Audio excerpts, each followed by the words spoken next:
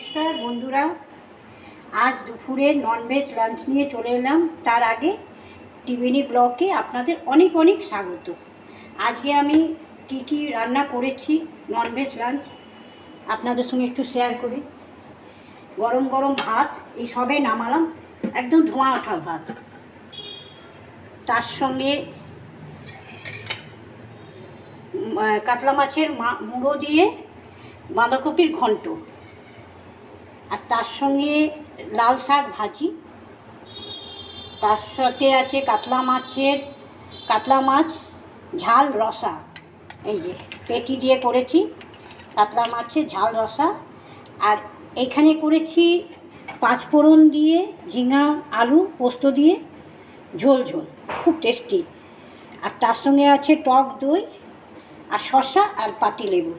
এই যে এই রান্না দুপুরে ননভেজ রান্না করেছি।